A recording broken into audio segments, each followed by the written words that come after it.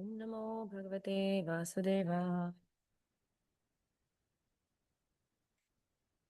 Om Namo Bhagavate Vasudevaya. Om Namo Bhagavate Vasudevaya. Narayanam Namaskritya Naram Chaiva Narottamam Devim Saraswatim Vyasam Tato Jayamudidayet Nashtaprayeshu Abhadreshu Nityam Bhagavata Sevaya Bhagavati Uttama Shloke Bhaktir Bhavati Naishtiki Om Ajnanatimirandasya Jnananjana Chakshurunmilitam Yena Tasmai Shri Gurave Namaha. Hare Krishna. Today we will be reading from Canto First, Chapter 19, Appearance of Shukadev Goswami, verse number 37 and 38 will cover. Atah pruchhami samsiddhim yoginam paramam guru purushaseha yat karyam mriyamanasya sarvatha. Atah pruchhami samsiddhim yoginam paramam gurum Purushaseha yat karyam mriyamanasya sarvatha. Ata pruchhami samsiddhim yoginam paramam gurum Purushaseha yat karyam mriyamanasya sarvatha. Synonyms. Ata, therefore, pruchhami, beg to inquire, samsiddhim, the way of perfection, yoginam, of the sense, paramam, the supreme, gurum, the spiritual master, purushasya, of a person, iha, in this life, yat, whatever, karyam, duty, mriyamanasya, of one who is going to die, sarvatha, in every way. Translation and purport by His Divine Grace A.C. Bhaktivedanta Swami Srila Prabhupada ki jai. You are the spiritual master of a great saints and devotees. I am therefore begging you to show the way of perfection for all persons, and especially for one who is about to die. Purport. Unless one is perfectly anxious to inquire about the way of perfection, there is no necessity of approaching a spiritual master. A spiritual master is not a kind of decoration for a householder. Generally, a fashionable materialist engage a so-called spiritual master without any profit. The pseudo-spiritual master flatters the so-called disciple, and thereby both the master and his ward go to hell without a doubt. Maharaj Parikshit is the right type of disciple because he put forward the question vital to the interest of all men, particularly for the dying man. The question put forward by Maharaj Parikshit is the basic principle of the complete thesis of Srimad Bhagavatam. Now let us see how intelligently the great master replies. So in this verse, Parikshit Maharaj is asking Shukadev Goswami. What he is asking? He is asking to show the way of perfection for all persons, especially for one who is about to die. So,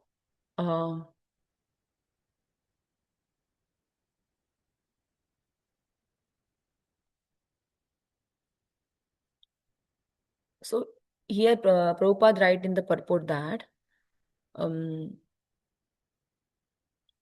why you need a spiritual master? Do we need a spiritual master just to show off? Oh, I took initiation, my name had changed. I have put, like Kantimala and I have got this name. So Prabhupada is saying spiritual master is not a decoration. What is the actual duty of a spiritual master or a purpose of accepting a spiritual master is one should be anxious to inquire about the way of perfection. Like whenever we accept a spiritual master, the spiritual master is not only, like I took the initiation and then done. I did fire sacrifice, I took initiation, my name had changed and then done. No. The actual, that's why it is said that, initiation, it is said that like it is necessary, but at the same time, it is not like, oh, without initiation, you cannot progress. It is not the thing. You can progress as long as you have taken sincere shelter of a spiritual master. That is more important than, the ritual which has been done of doing a fire sacrifice and given a name. That is also an important part, but what we have to understand here is that, suppose somebody just does, so it is said that, like, everything carries a primary purpose and a secondary purpose. So primary purpose of initiation is not, okay, doing a fire sacrifice, changing a name, and like wearing a three rounds of kantimala. That is not the primary purpose of initiation or accepting a spiritual master. What is the primary purpose? The primary purpose of accepting a spiritual master is to make your life perfect. To inquire, okay, what is the purpose of my life? What am I supposed to do? How can I perfect my life? How can I serve Krishna? And that what you gain by listening to the vani of a spiritual master. That is the primary purpose of an initiation. The primary and the secondary purpose is, okay, you go through the all rituals, you go through the procedure, you do the fire sacrifice, you take the vows in front of guru, you accept name change. Those are the, we can say, the rituals or the steps involved during the initiation. But actual initiation is when you start understanding the instructions of the spiritual master, and when you start, when you have the desire, when you're anxious that I want to follow that, when you make a genuine effort to follow that instruction, that is the actual initiation. So one time we were listening to His Holiness Barsana Maharaj in New Vrindavan, and somebody asked a question that Guru Maharaj, like, um, this and this quote unquote Maharaj, and I want to take initiation, but I, like, it is, I think, looks like there's a big line, it will take a long time. Then Maharaj said that there is called as a providential grace. The providential grace is when you start listening to the spiritual master. So inside your heart, you have accepted, okay, he is my spiritual master. And Guru has accepted you also, because through his Vani, he is instructing you, he is inspiring you, he is guiding you to progress in your spiritual journey. Then that uh, that that that ritual or that formality of, okay, you go, you sit down, you do the fire sacrifice, that is the secondary, or we can say that, like, the secondary symptom of that. But the primary is Guru has accepted you, you have accepted the Guru, you are listening to Guru's Vani, and you are trying to follow the instructions sincerely. That is the actual uh, purpose of accepting a spiritual master. And here Prabhupada says in the purport the same way that, Prabhupada says, saying that what happens, like, nowadays we see, like, like, not only in ISKCON, nowadays, like, it has become a fashion that everywhere you will find so many gurus. Okay, I have accepted a guru, I have accepted a guru. I don't know from where this tradition, no, people started accepting a. So Prabhupada is saying what happens usually when you accept a pseudo spiritual master, that spiritual master will gratify the disciple, and disciple will gratify the spiritual master, and both of them will go to hell. And here Prabhupada is saying, so in that case, here Prabhupada is giving the example of Parikshit Maharaj, that why Parikshit Maharaj is a right type of disciple? Because he is doing right inquiries. He is not accepting Shukadev Goswami just for the sake of accepting, oh, see, all other sages are also listening to him and he is my spiritual master. So he is not taking pride into it that, okay, he is my spiritual master. Like, it happens many times. Like, when many times people accept a spiritual master by looking how many followers he has, how many social media followers he has, and how many disciples he has, how glorious he is, how famous he is. So that is not the actual.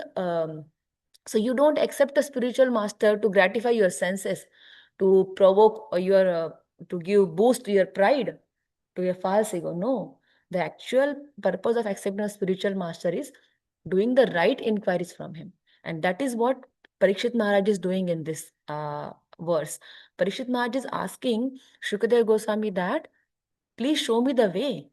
And through Parikshit Maharaj, the Lord is showing that way of perfection to all the living, all the human beings who are coming forward in the Yuga of Kali.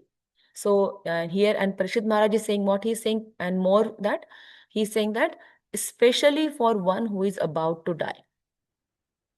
So when we see about death, people say, oh, why do I need to do spirituality or bhakti in the young age? But what is the definition of old age? Is the definition of old age that, okay, when you get gray hair, when your skin get wrinkled, and when your eyes become like, your vision become very blurred, you cannot hear, when you lose power of all the senses, is that old age? No, old age is when you are going to die. If death is near, that means you're old. For some person whose life is only 20 years of age, for him, 20 years is old age because he's about to die at the age of 20. Same. So, old age is not by the physical symptoms. Old age is by how many years you have in this material body. So, and nobody here can guarantee that, okay, I have these many years in this material body. So, Prashad Maharaj is asking that everybody is about to die, and fortunately or unfortunately, nobody knows when they are going to die. So, you cannot guarantee that I am young. Can anybody guarantee that I am young? Nobody can guarantee, in fact, because death is not, or old age is not a definition of a age. Old age is definition of how many years you have in this body. So if you have 20 years in this body, so at the age of 20, somebody may be young, but you are already old to die. So that's why it is not okay. You should, that's why Prahlad Maharaj says, Kaumare Acharet Pradnya. So when you are a Kaumar age, like at the age of 5 years, once you start bhakti. And here Parishad Maharaj also saying the same thing, that this inquiry is especially for one who is about to die, and everybody is about to die. Everybody. Some will die in 20, 30, 40, 50, 60. So only the difference is, and that's what we understand, like, one time I was listening to a class and my Guru Maharaj says that if we see our existence in this whole universe, our existence is like there is a infinitely going line. And in that infinite going line, we are making a point with a very sharp pencil. Just point. How much significance does that point have? Nothing, right? Or we can say that, there is a bubble, foam bubble, we make, the kids make bubble, right? With that, they blow the bubbles. What is the significance of that bubble? Less than few seconds. So that is the significance of our life compared to the lives of demigods or Brahma. And in that life, if we are so proud and if we waste our time, we have to understand that we are losing the greatest opportunity of the human birth. I know it's very difficult in the material world, especially in Kali Yuga, when you are, and as Kali Yuga is progressing, people are becoming more and more materialistic than, in earlier days, people used to earn just necessary for the body. There wasn't extravagance in their life. Oh, they need, like 3 cars. They need in every room television. They need to have every year, or a vacation to the what we say, the foreign countries, and every weekend movies, and like the eating thing, especially, people used to eat simple. Life were very simple. um and like everybody has a routine. Especially I really like, that thing I somehow appreciate in Indian culture. Indian culture already always has a, if you go to any part of India, you will see people have a regulated life. You won't see people working till midnight, and or there are having shifts from night 10 to morning 6. Here, sometimes when I listen to the people here, I find some people work night shift, some people work day shift, many shift. And then I feel like, oh, really, is that necessary? Like some stores are 24 by 7 open. Really, is that necessary? And and what is that is increasing? The propensity to enjoy and the propensity of suffering. Both, it is equally increasing because our um, our wants are increasing, our needs are very limited. You can live a life with few clothes, or you can have a wardrobe filled of clothes. And like literally after coming to, like I always in my childhood, very limited clothes. Like we were like big family, and in that, not everyone gets a wardrobe of clothes. Everybody used to have a limited number of clothes, but that was a manageable thing. It was a very easy going life where my mother doesn't have to scratch the head, okay, what should I do with these clothes now? Because the my elder sister's clothes I used to wear, after me my younger sisters to wear, and then ones that are very like gone, they used to use for the wiping the either walls or the floor or something like that. So everything is recycled, everything is reused, and life was much more easy than now. Like literally in my house, I get literally many times frustrated with the number of shoes, with the number of clothes. And every time I, like at least once in a 6 month or twice in a 6 month, I feel a bag of clothes which I need to throw away for the kids. And that gives me frustration. But somehow the current life has become so and people say, oh, you live in a luxury. I feel I don't understand, is that a luxury or is that a suffering? When you have to maintain all those things, when you have to think about, okay, how to dispose all those things. Huh? Confusing and some voice visual not to hear. Exactly. So that is how the life has become nowadays. And not only here, in fact, this effect is going all over the world. And then we see that, and people are so busy with these external things that they literally don't have time what to speak about accepting a spiritual master. People doesn't even have a time weekly once to go and listen to something good. They feel like, okay, it's something, religious thing, and then they don't want to go into that. But that's why, Prabhupada says that, there are institute to give the education of material things, but there is not even a single institute to give education of spiritual things. So another purpose of ISKCON is that, to give that education. We'll read the verse number 38 also. That also I need to cover. Only it has a purpose. I'll say the shloka one time. यश्रोतव्यमथो जप्यं यत्कर्तव्यं नृभिः प्रभु स्मर्तव्यं भजनीयं वा ब्रूहि यद्वा विपर्ययम्.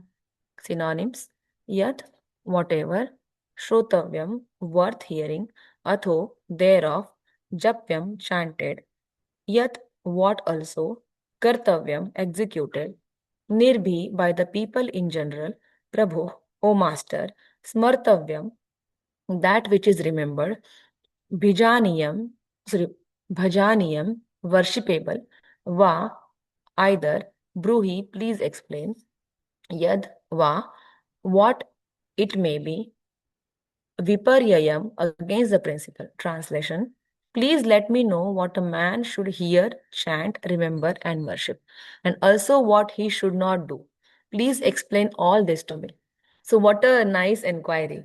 Here, Parikshit Maharaj is not only asking about the things which he need to do, but he is also asking the things which he should not do. Because it is said that, half knowledge is more dangerous.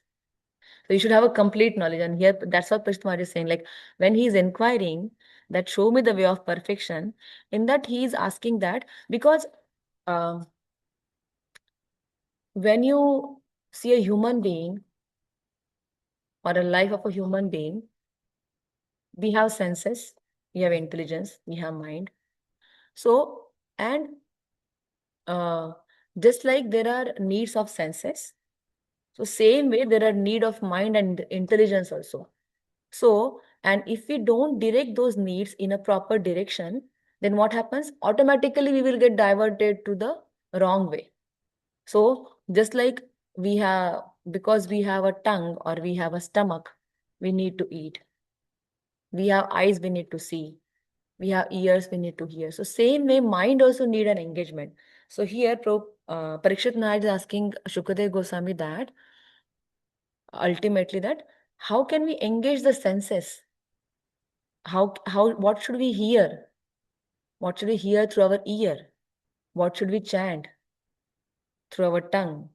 What should we remember through our mind? And what should we worship with our whole senses, our mind, body, and intelligence? And what are the things we should not do? Please explain all this to me. So, it is said that,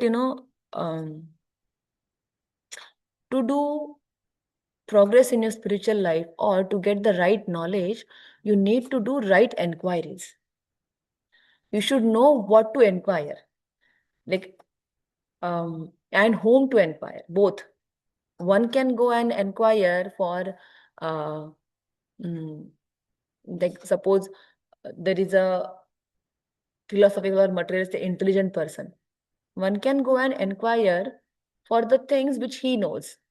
Okay, just like we say here in this world, we can see that, there are many ways people can acquire knowledge based on their interests. If somebody has an interest in philosophy, they can go and inquire from a philosopher. Somebody has an interest in science, from a scientist. Somebody has interest in cooking. So there are many ways one can inquire. But here, Parikshit Maharaj is not asking about, oh, I want a material knowledge. That's the main difference we have to understand. I feel like, when we are inquiring, we have to understand how does that knowledge will be helpful for me to make my life perfect. There is a material knowledge and there is a spiritual knowledge. Material knowledge also we need to get to survive. But material knowledge, we can say that, there is a limit. But spiritual knowledge, first of all, that spiritual knowledge is not to make your body more comfortable. The spiritual knowledge is for your soul, is for your eternal perfection. And that's what Parikshit Maharaj is asking here to Shukadeva Goswami, that please tell me, what should I hear? Do I hear about economics? Do I hear about politics? Do I hear about world affairs? No, right? Is that going to help to make my life perfect? No, definitely not. So same way, we need to understand what we need to hear in order to make my life perfect. Same. What should I chant? Should I chant the name of Coca-Cola? Should I chant the name? Okay, somebody chants, like, one of my relative, he loves his wife so much that day and night, like, he's behind his wife. Wherever he goes, he glorifies his wife. And then another relative, he was saying to me that, if his wife name would have been, some name of some goddess or something, at least he would have get benefited by saying his wife name again and again and again. So that is how people use that energy of speaking in speaking many other things. But here Pashal particularly is asking, what should I chant? How should I use my power of speaking? And then he is asking that, please tell me about what should I remember and whom should I worship? Especially, uh, today morning only I was listening to a class, and Srila Prabhupada was saying that they were going through a verse called Akama Sarva Kamava Moksha Kama Udaridi. So in that, Prabhupada says that in that verse, or it's from Srimad Bhagavatam, it is said that whether you have all desires, Sarva Kama, or whether you have no desires, Akama, or whether you have a desire for liberation, Moksha Kama, what you do? Tivrena Bhakti Yogena. You worship the Supreme Personality of Godhead with Bhakti Yoga. Everything will be fulfilled. So now here, Prabhupada was saying in that whatever desires you have, or what if you don't have any desires also, you should go to Krishna. You should worship Krishna.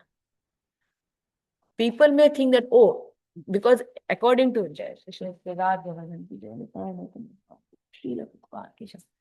people may think, okay, and in fact in Vedas also there is a provision.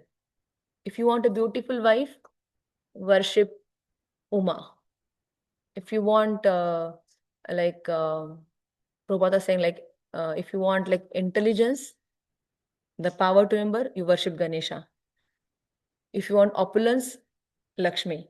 So there are provisions given in the Vedas. But here Prabhupada or the Srimad Bhagavatam says that doesn't matter what you are desiring. Like just like Dhruva Maharaj, he was desiring for a kingdom greater than his great grandfather. Or Prahlad Maharaj, no desires. My Lord, only I want to worship you.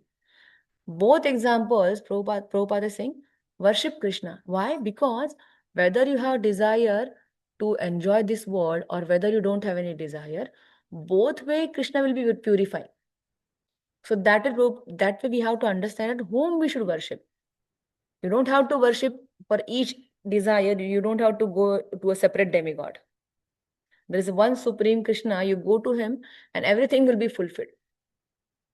And then Parishad Maharaj is asking that, please also tell me what he should not do. And here our dear Srila Prabhupada has already given us the 4 principles.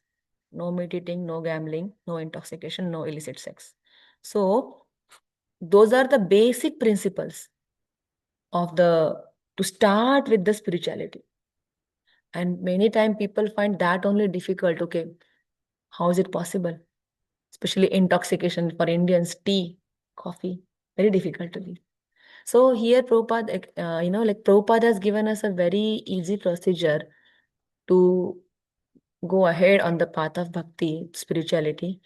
And as we go more and more deep in our spiritual life, I think internally Lord will guide, and externally your Guru Maharaj's Vani will guide you, that what you should do and what you should not do. So that's all I have for today. If anybody has any questions, and I think next verse Shukadev Goswami will start speaking maybe what he should chant and what he should not do. Thank you so much for joining on Zoom and in person. If anybody has any questions, comments, or else we can end here. Vanchakalpatarubhascha kripa sindhi Anantakoti Vaishnavendaki Shri Raghav. Thank you so much. We are stopping the Zoom.